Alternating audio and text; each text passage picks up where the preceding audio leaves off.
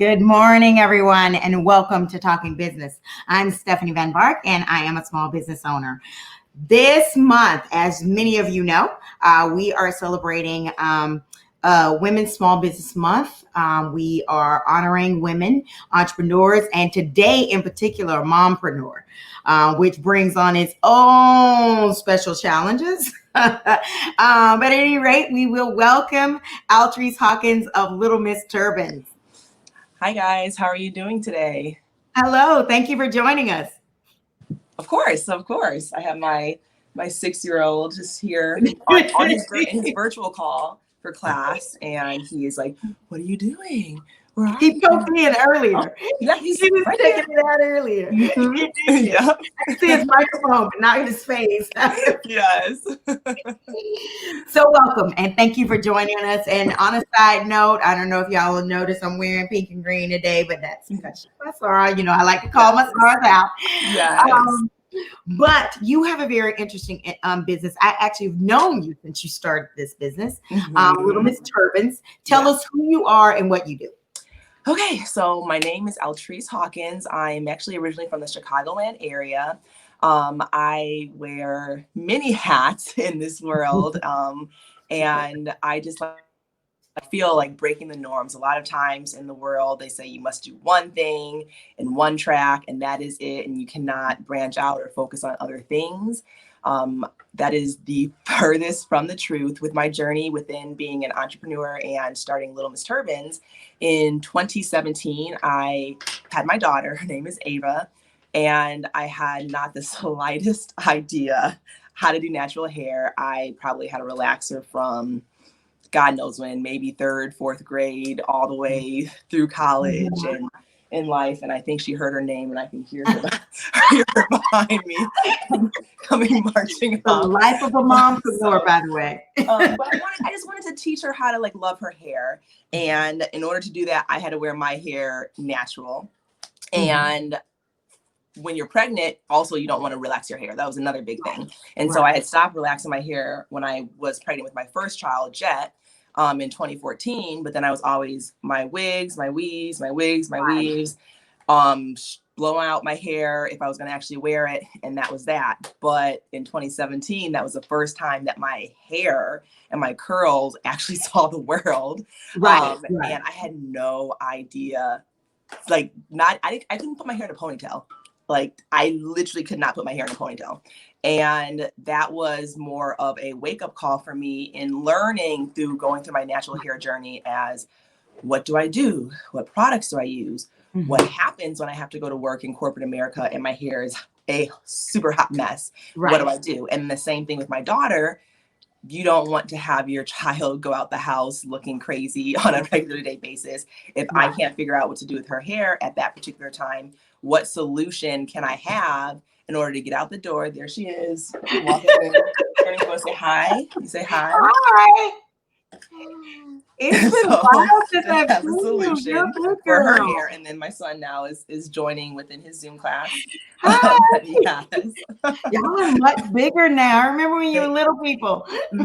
So she was my inspiration. So Ava was my inspiration. So I started making turbans. I don't want to hear your class. This is pivoting in the new norm.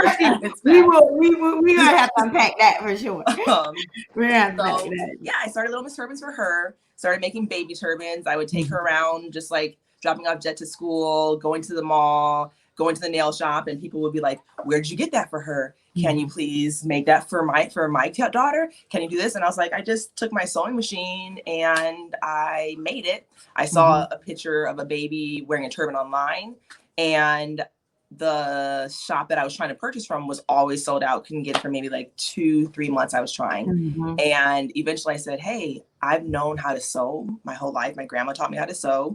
Right. I have the sewing machine in my garage. Don't know if it works. It's been sitting there collecting dust. Let's try it out. And so that was how the first turban actually came about. She was probably about 6 months. No, she's still alive. Jet wanted to know if my grandma had passed away, but she's still alive. So just pivoting in the new norm. You haven't met her, but we can have that conversation later. But that is how Little Miss Turbans originally started. And after so many people started asking me, and they would ask, how much do you charge? And I was just like, I don't know. Don't know. And after I had so many people ask, then finally I was like, okay, let's start this into something. And it has grown over the years from 2017 to now. Cannot say that it has been a straight path. It's been definitely a bumpy road, as any entrepreneur will know, that just entrepreneurship in general is never a straight shoot. From point A to point B, you're going to do a lot of twisty turvy, a lot of different things to get to where you are. And that is totally fine. But that is how I started with Little Miss Turbans. So you opened in 2017, and you said each year you've seen growth. Yes. And do you project that you'll see growth in 2020? Yes and no. I would say yes and no. So in 2019, for me, I had a personal, long life, lovely journey and ended up going through a separation. And so during that time, I ended up pausing the store. It was, my biggest thing was focus on the kids, make sure that they are acclimated, make sure that they're okay, that they're mentally healthy, physically healthy, everything adjusts to life as a single mom and go like that route. And so that was maybe September of 2019 that I paused the store. And I did a soft relaunch in February. And I learned in February, so I'll take it a step back. When I first opened, I was making orders, or I was making turbans per order. So people would order on the website. I would cut the material, I would hem the material, I would sew it, and then I would ship it out. Personally, every single turban. And then in 2017, actually, I had taken a picture of Ava on the stairs in my house, and Alicia Keys ended up reposting the picture. Yes, I remember that. When everything went crazy. So, we lost it when we saw that. We're like, and it was such a blessing. It was amazing, and it was great.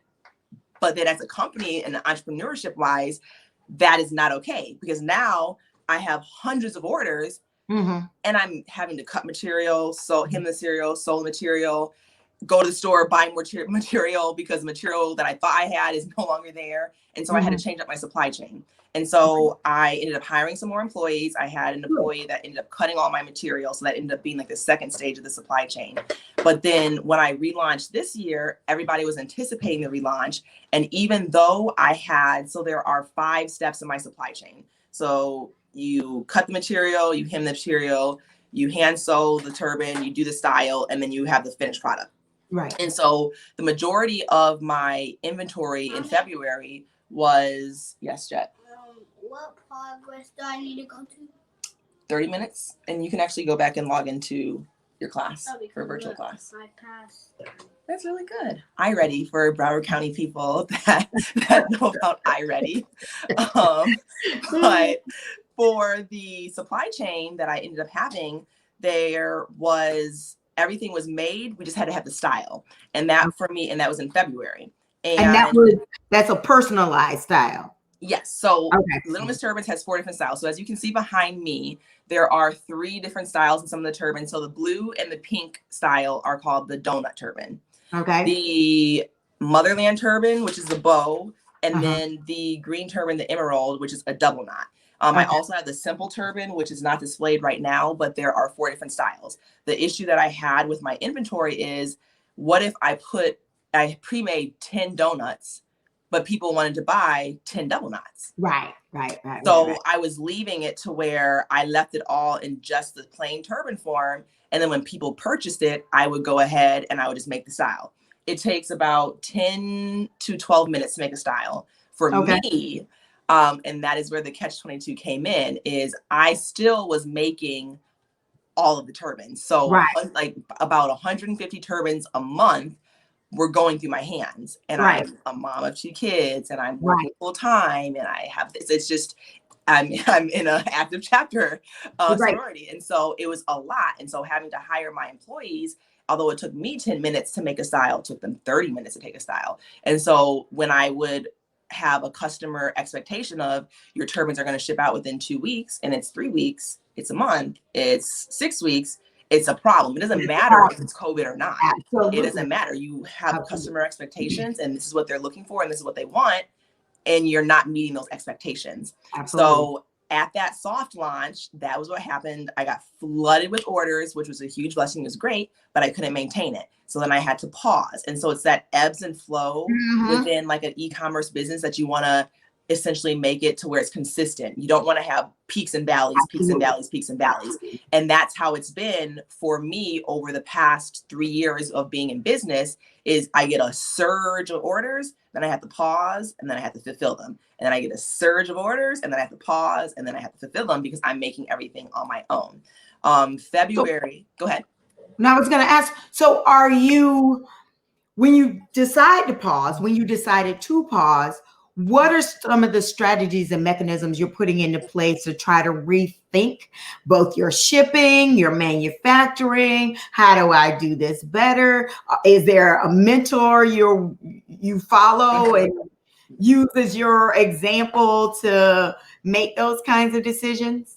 Yes. So essentially, I'm going to give you guys one pause. Listen to me right now. You need to log back into your virtual class.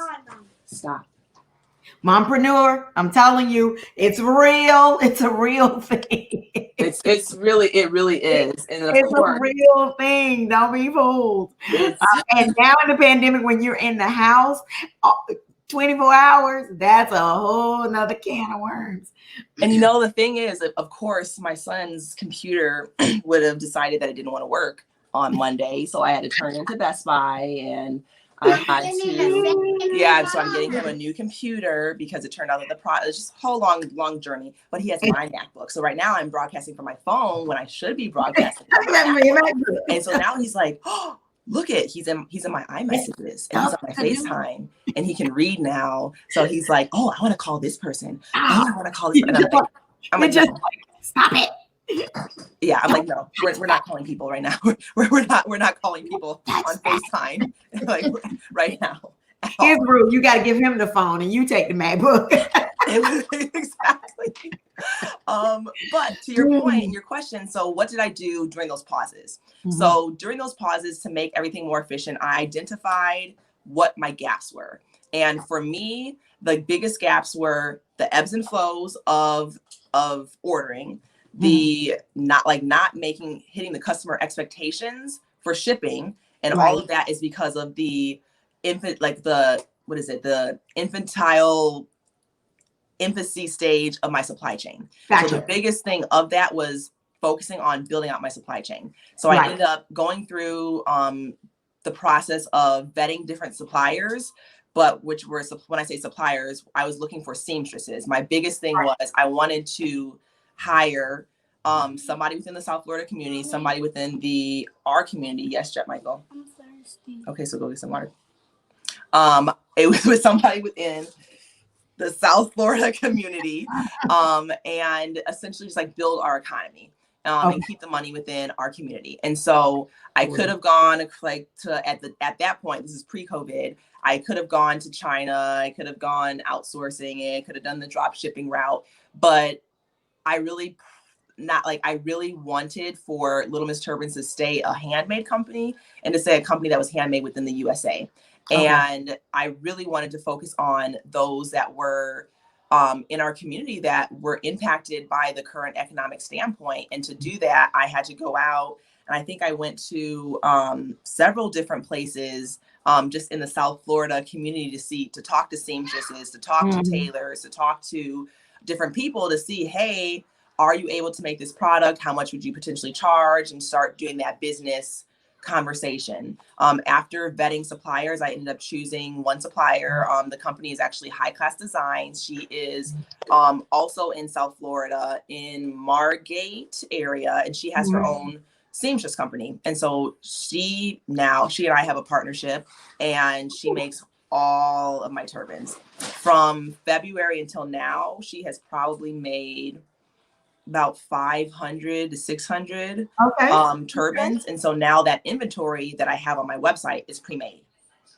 So let me ask this question. Then did you have to trademark your patterns before you entered into this? Or it's a handshake agreement?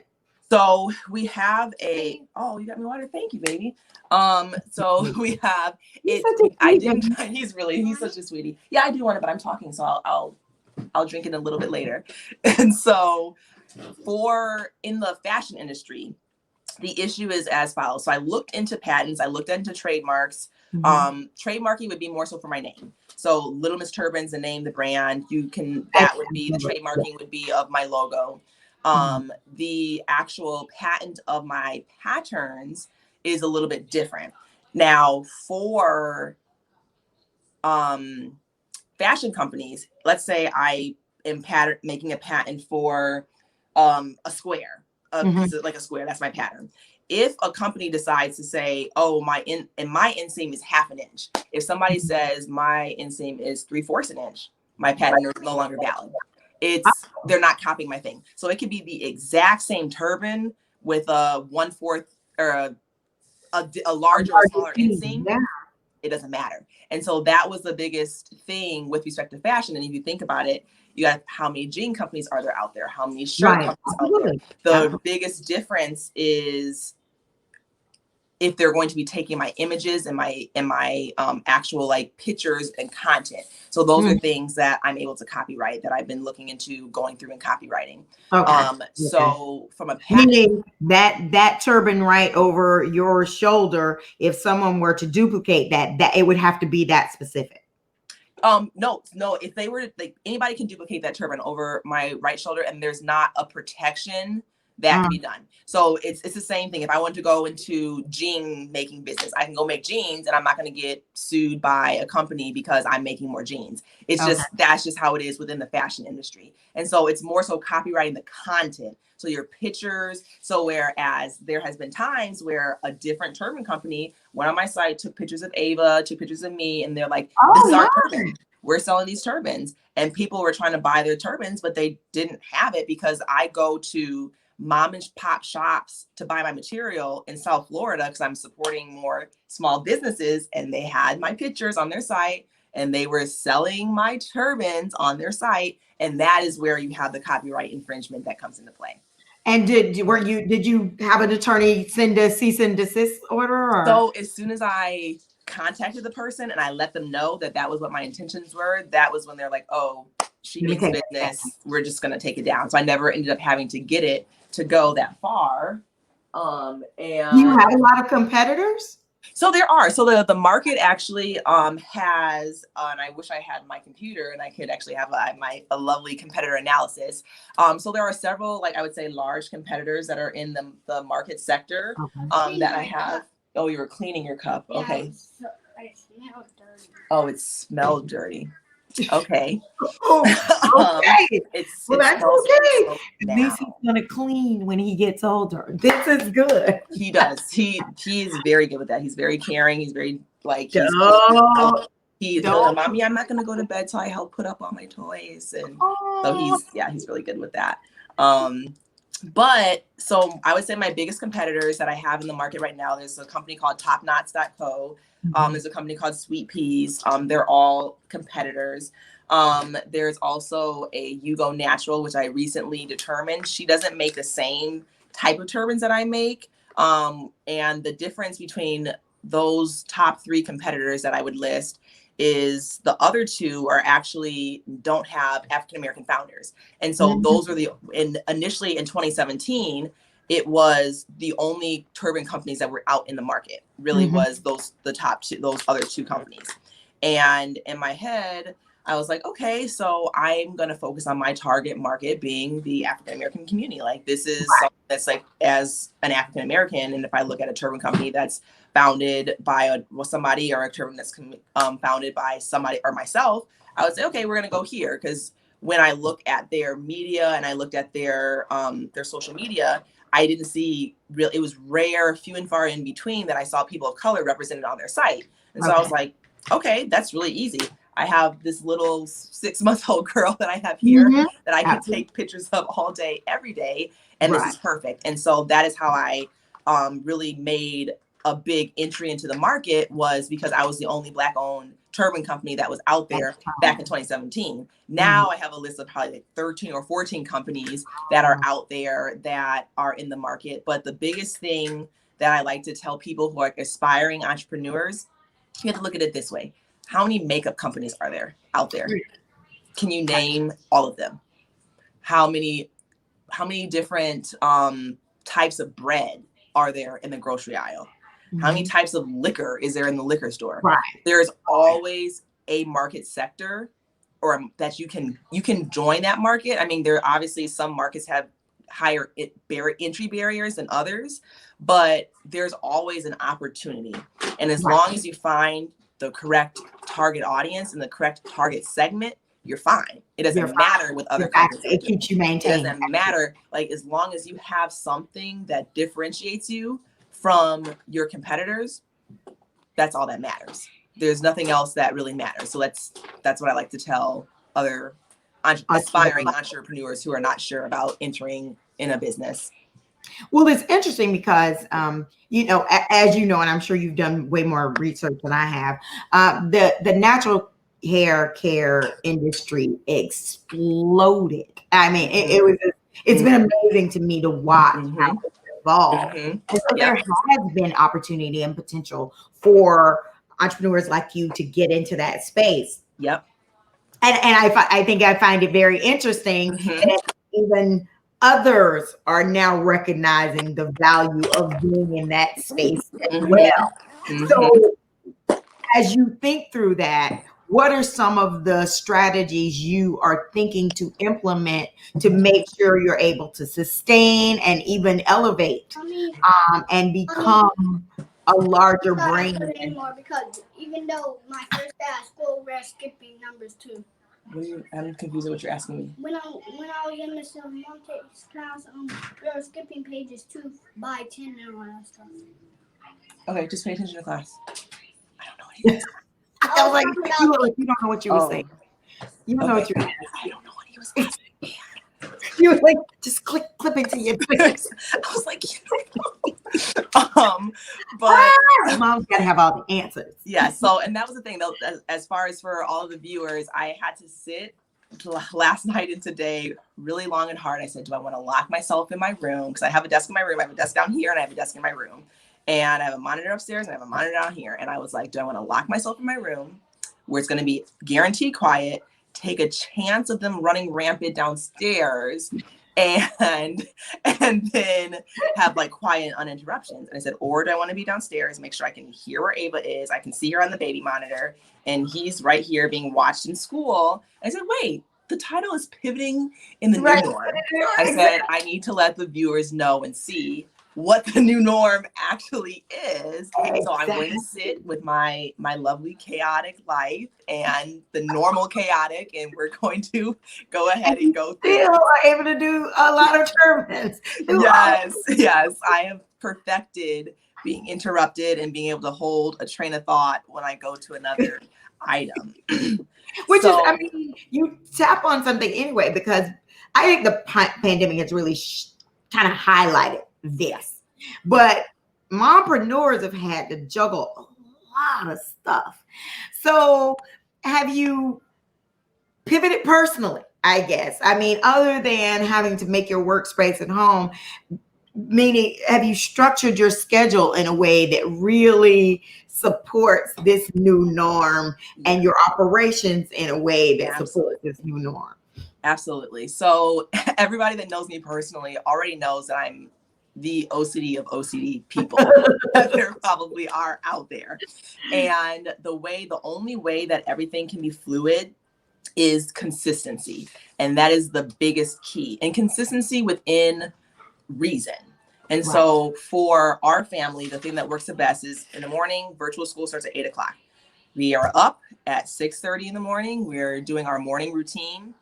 I've learned that unfortunately, fortunately, doing your morning routine with your children actually is more expeditious as opposed to trying to force them to brush their teeth and force them to wash their face and all that great jazz. It's like, hey, look, mommy's washing her face. Let's go. Let's see who can wash their face first, and who's the best face washer, and do those kind of things. And then it's like, no, it works. It really works. It's I say use any method you can. I'm not kidding. I agree with you. And I do marching songs. Like, we're marching to the bathroom in the morning, like march, march, march. We're marching to the bathroom. Like, they are very interactive. They're very like hands-on. And so I have to do those things. But if I'm just like, come on, guys, let's go in the bathroom.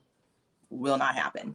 Right. I've also learned that waking up in the morning and blasting their favorite music in the morning, as much as I might hate it, will wake them up and they will get up. They love the, what do you want to call it, Old Town Road and mop, and they will wake up out of their bed and they will march to the bathrooms.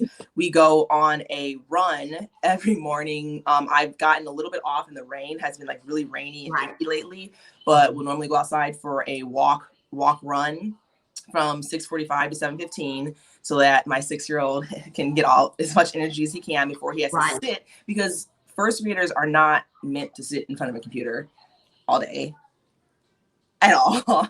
Probably not even second or third graders. And then also for her to be able to be a little bit more calm. So we go on our run, come inside, eat our breakfast, and then by 8 o'clock he's sitting at his computer and he's ready to go. I have my setup on my computer and I'm ready to go. And then I go for Ava, and she starts off with, so they both have different schedules, the way that I have it marking. So in the morning she gets to watch Number Blocks, which is only like an educational show.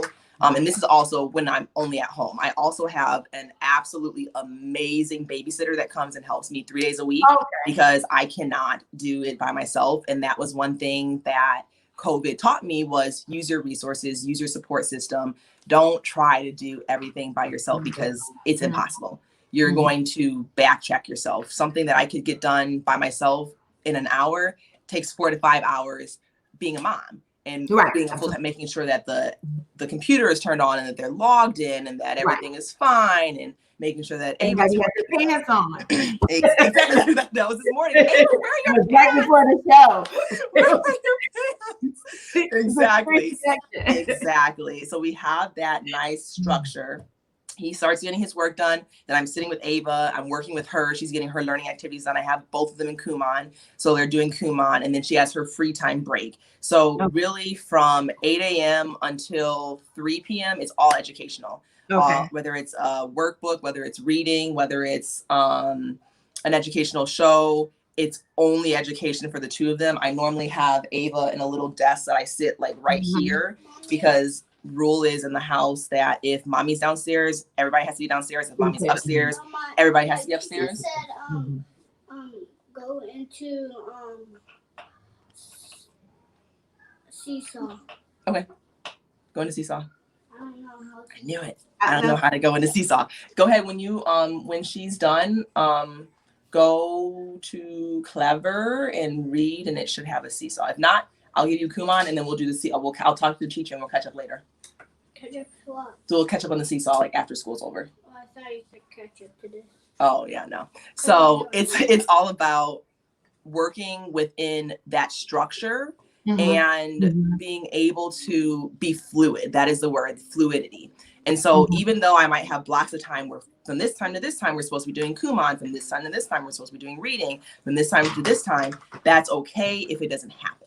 And being able to identify that it's not the end of the world if it doesn't happen, that is the biggest thing that I had to learn, because I'm very, first we're doing this, and the schedule says Kumon, so we're doing Kumon. And this is the only time that we need to do Kumon, and we have to do Kumon.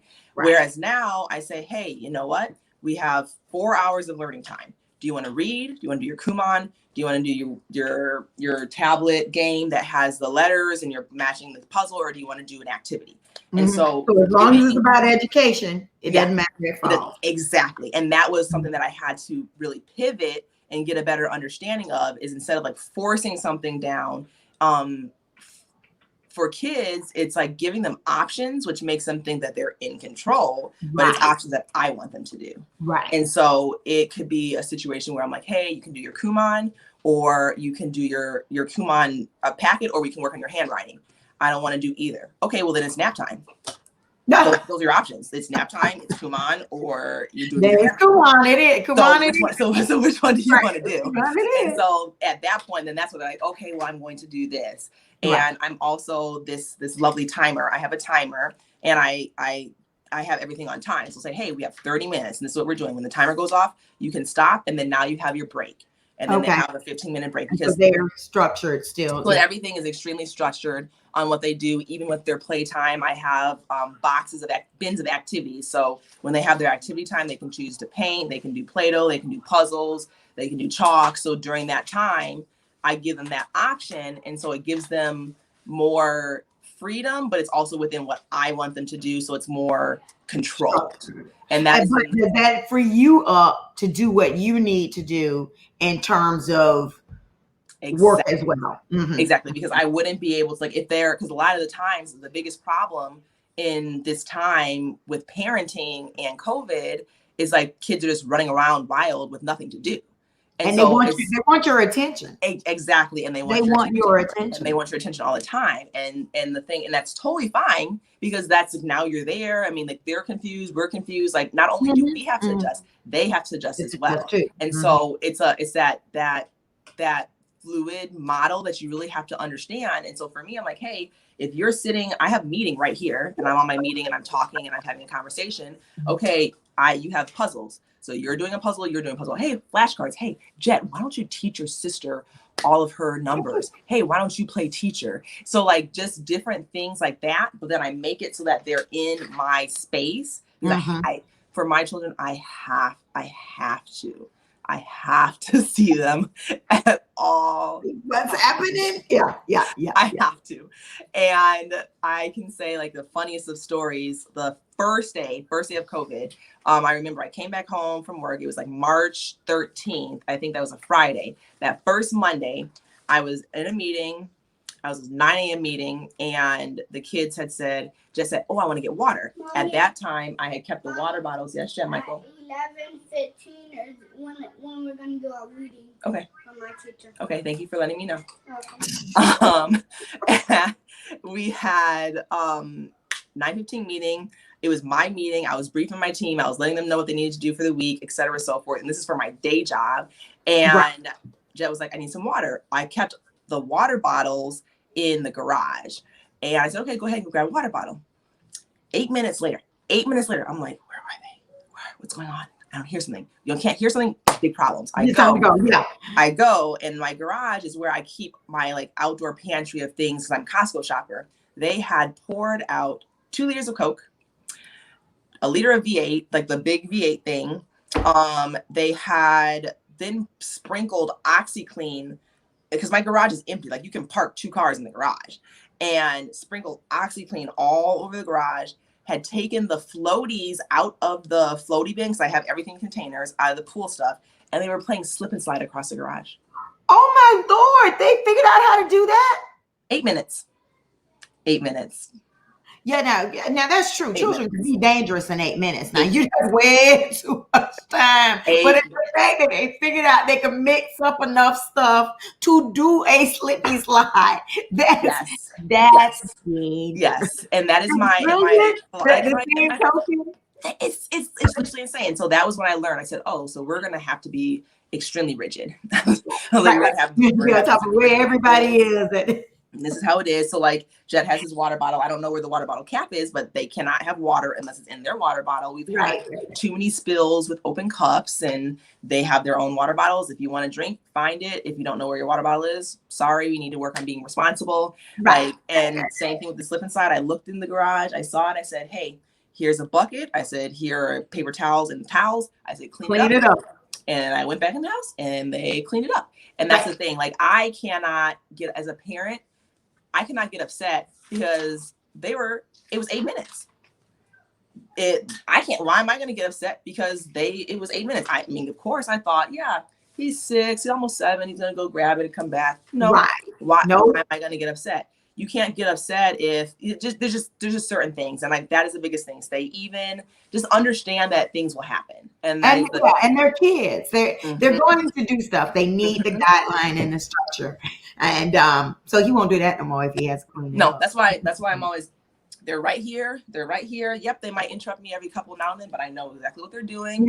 Where they're going. I know where they're going. I know what they're getting into. It's very structured. They know what they're, like he said, okay, mommy, I can't figure out how to get on Seesaw. I said, okay, well, let's work on your math, and then we'll just do Seesaw later, and we'll go about our lives. But that's really what allows me to do that. And then also, I would say a good tip for parents, especially working parents, and it's not really easy for everybody. It's not possible for everybody. But when your child says, mommy, I want to play, or mommy, I want to watch a movie, or something like that, that is the kid's way of communicating that they want to speak to you or they want your time. Mhm. When you ignore that, when they become adults that are unable to communicate their wants and express their needs. Because if I'm upset with you, or I want to talk to you, and I'm so used to my parents brushing me off, I'm just going to assume that the world is going to brush me off. So I'm never going to express my wants and my needs to other people in the community or in the workplace. And so that is one thing that I've learned is, even though I might be doing something and I might be 100% all in, if I'm not in a meeting, then I'm like, okay, you guys want to play? Let's go play. And I just stop. And I say, because at the end of the day, work is always going to be there. Right. Absolutely. Always going to be there. And you have to give yourself permission to say, it's time to stop. And that was big. That's huge for me.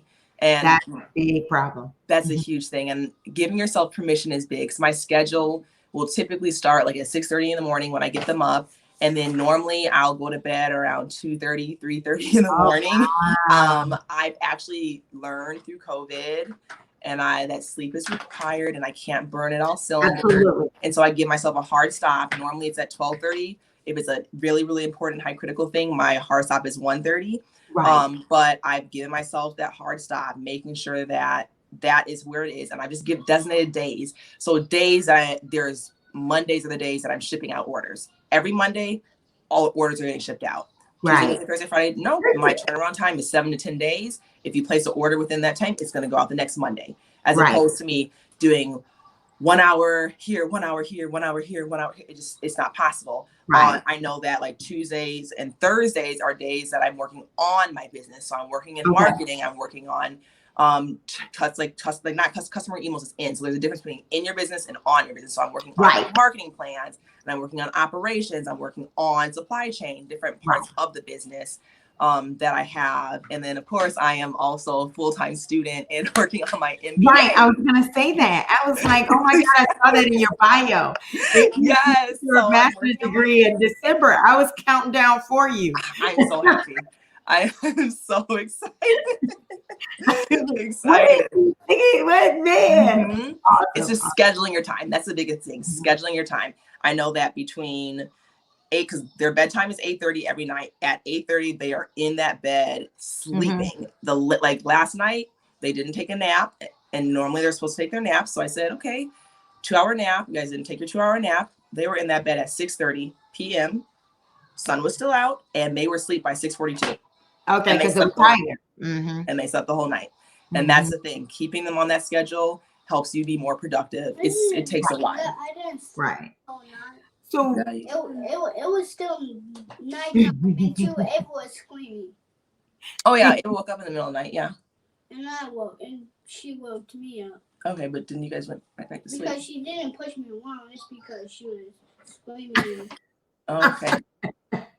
Yeah. He wants mommy attention. He's in virtual school.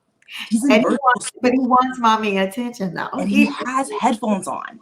Like he has headphones on where he can hear his teacher, and he's still listening to the conversation. Don't think for a second he don't know what's going on.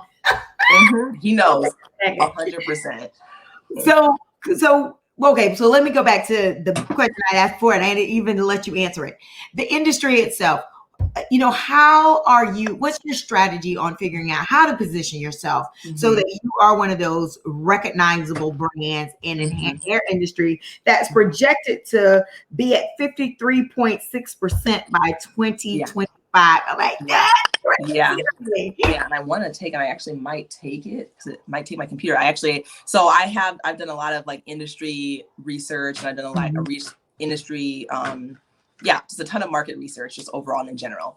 And the biggest thing right now with respect to positioning your company in the market to be successful long term is to be able to be, and I keep using the word fluid, but just be able to be like to change with the times. Right. And so if your customer wants a purple apple, then you better be making purple apples.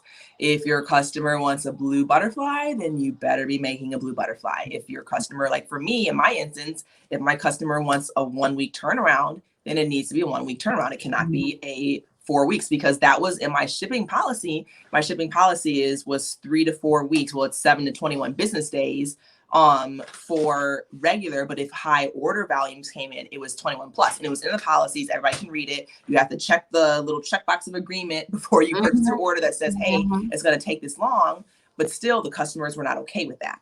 And so that is the biggest thing. So being able to position yourself in the market today because the industry is extremely competitive, is to make sure you're listening to your customers and giving the customers what it is that they want. And that is the biggest thing.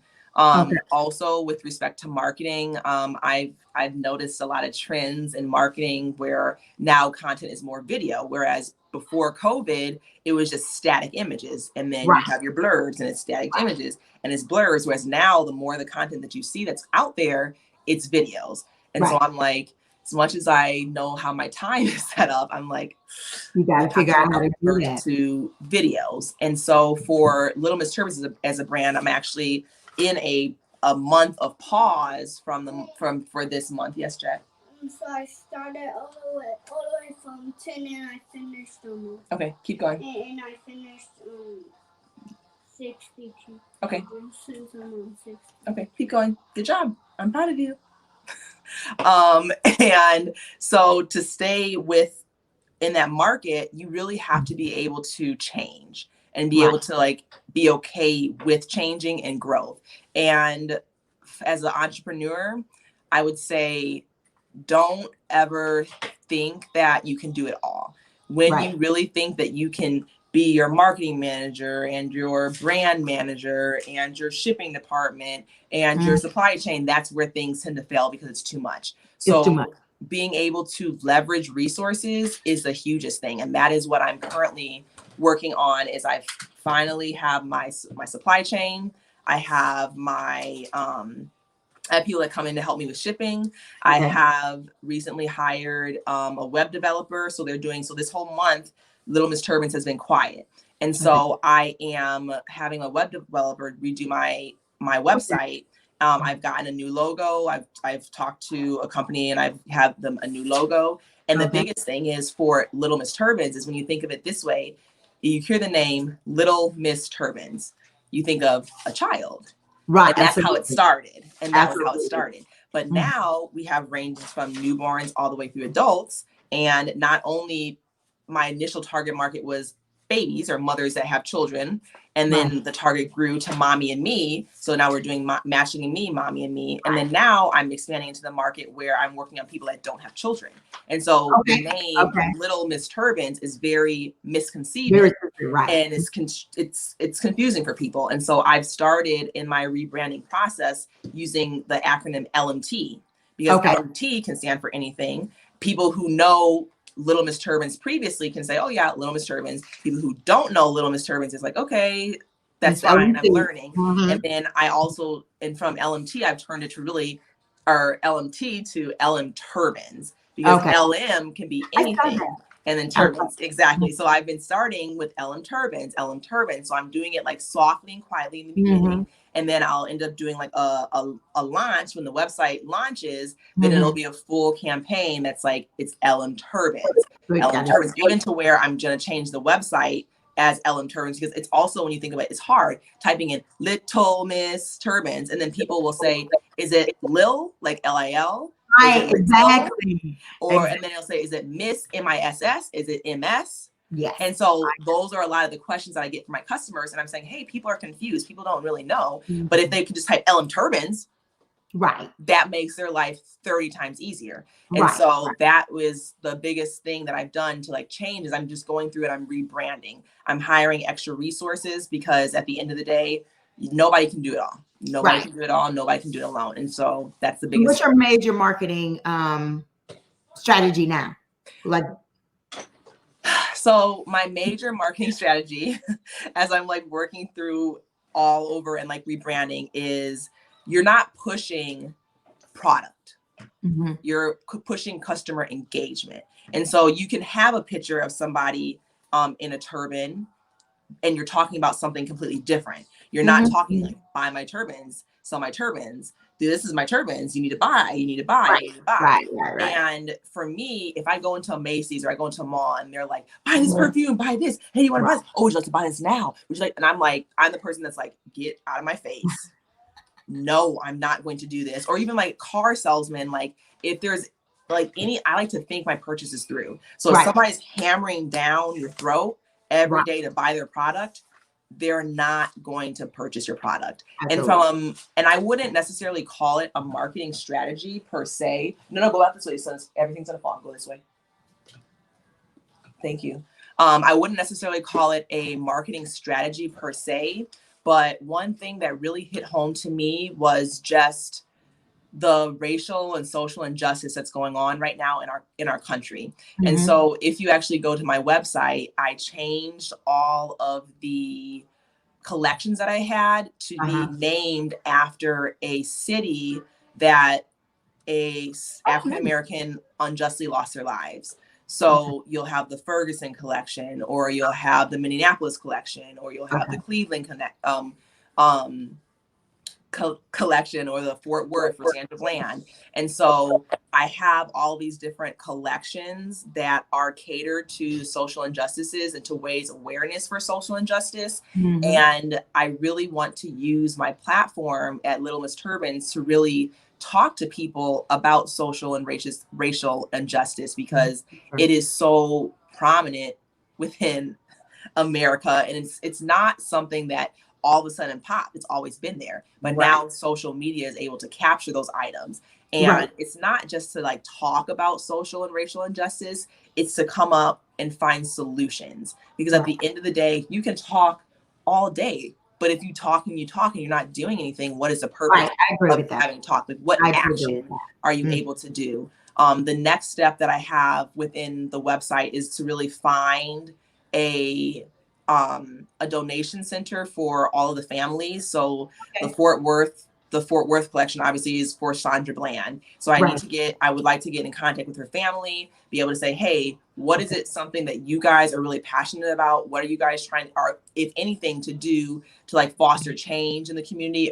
Do you guys need something necessarily like financially to help out? And if that's the case, then like a certain percentage of the turban sales from the Sandra Bland, like the Fort Worth collection, would go towards her family or go towards her family's choice of donation. So cost marketing.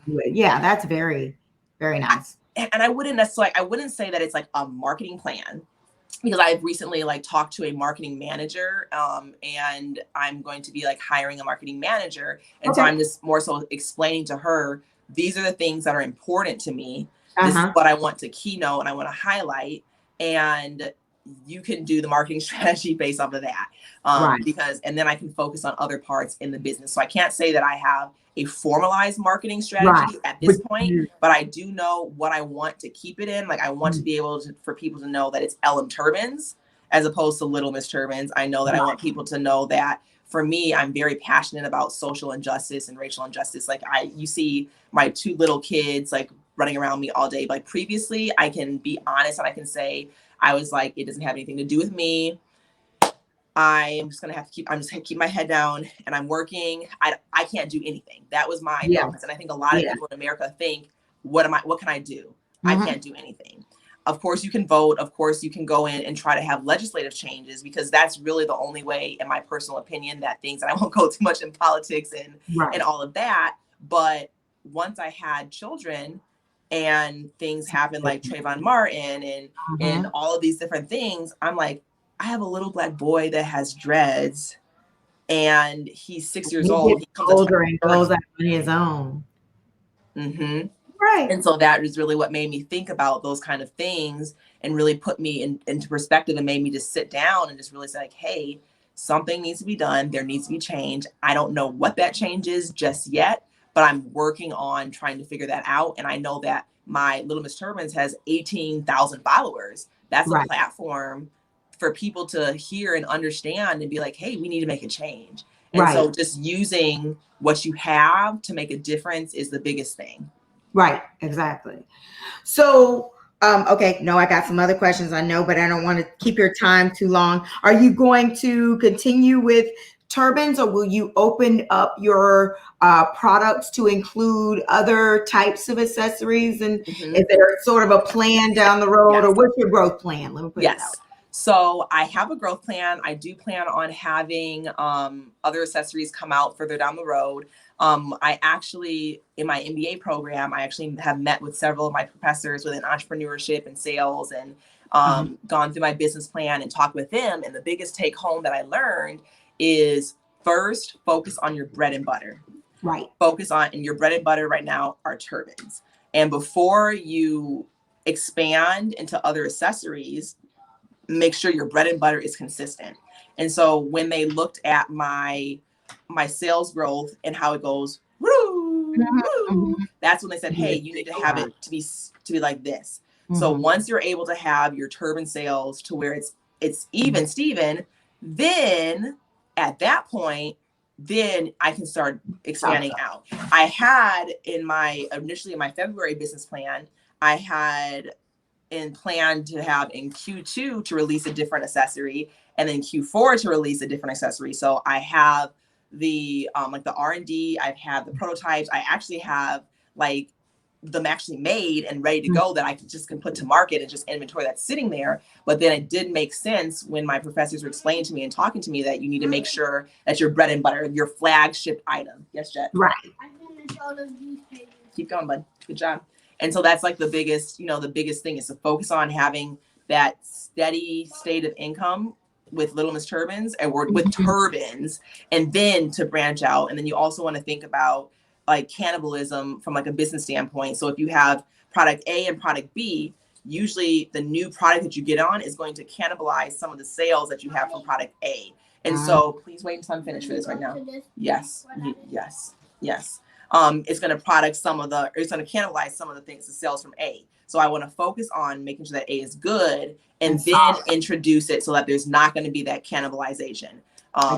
So I do have products that are going to be coming out. I have them slated really in 2021, probably Q2, Q4 of 2021. And then I'm making sure that I have everything essentially just be steady in the interim up until then. So I will say this, I liked about when I looked at your website, there are photos of you and your daughter wearing the turban, but in different aspects of your life. Yes. So, I don't wear turbans probably because I got a lot of hair.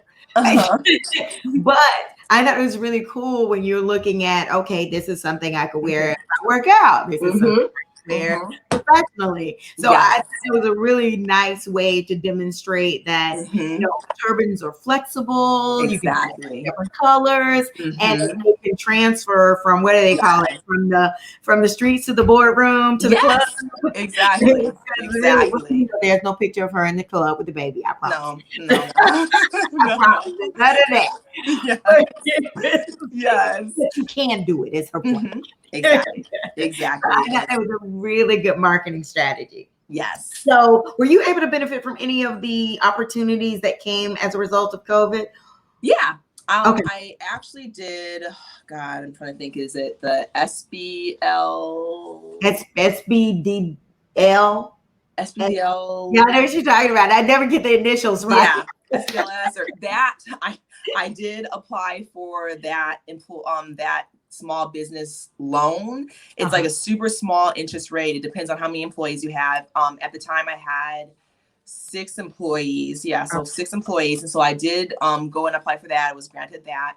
And that was a huge help. The biggest thing that for me, once I have my inventory, my product sells. Like I don't have any issues with the product. I mean, for me, all I have to do is put Ava in a turban and everybody's like, oh, and that's it. And I'm like, okay, great. Like, let's go take some more pictures. And she knows and I'll probably make her come on before we end up going off of from the live. But that was one of the things that I was able to get a hold of.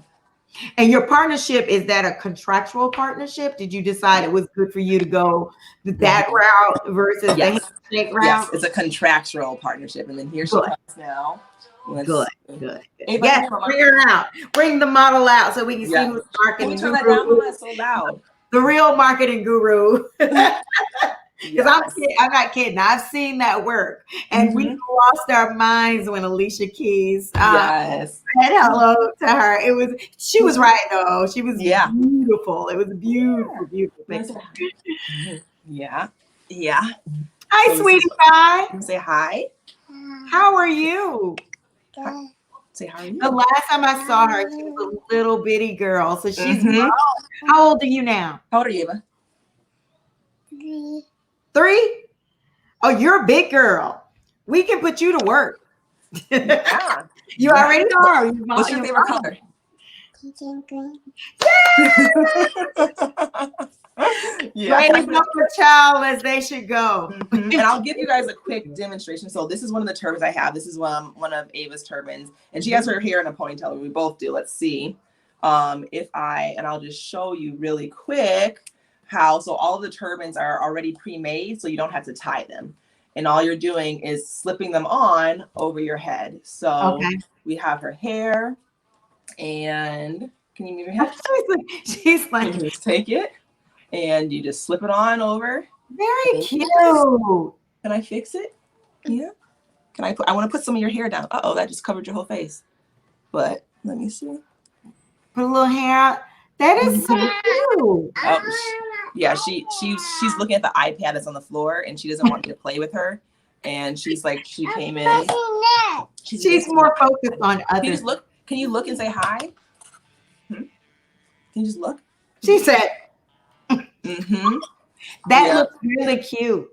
So she can do it that way. As a mom who's busy and got a lot to do, that's a perfect item for keeping your young lady hair looking good. But I'm like trying to figure it out quickly. That's so cute. Yeah. So okay, go ahead, Mama. You think it's cute? Yeah, she's watching. She doesn't care about what we're doing right now. Not remotely. Not at all. Not at all. Okay, go back down. Go back. Thank you so much for, first of all, the demonstration. And I think it is a fabulous idea. And it's great to hear that it's taken off so quickly. Yeah. And you know, I will say you have definitely picked the perfect industry. See, that looks good right there. And you know what? Okay, I was thinking, I'm throwing out ideas here. I love that, like I said, I love the turban, but I have a lot of hair. But I would love to have something that maybe I could put around there. So let me know when that's done. I mean, yes, that is definitely in the works. Because because you know, you're right. I mean, those are always when you're a busy woman and you can't really do anything. You can't. To make it look good. So, well, thank you so very much for joining us this morning, taking time out to hang out with us. Yes.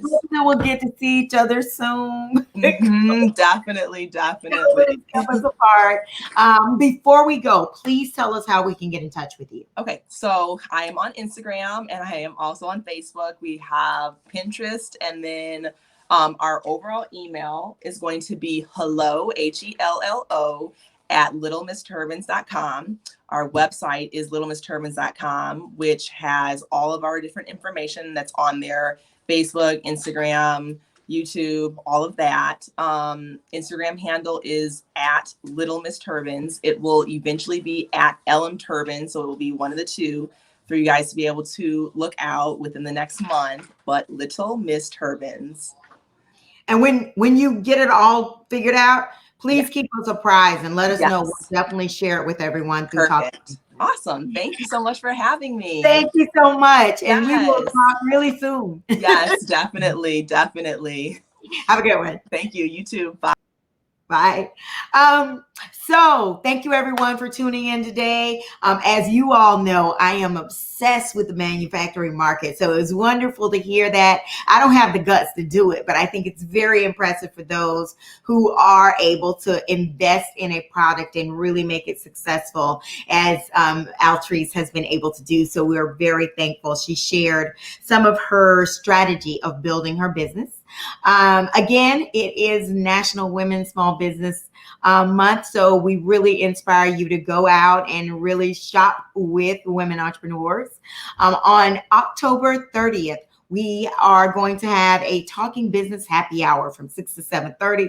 It is virtual, where we want to connect women entrepreneurs so that they can network, find new clients, hopefully make new partnerships, but do so understanding that we are there to support your growth, your scale, your opportunities in any way that we can.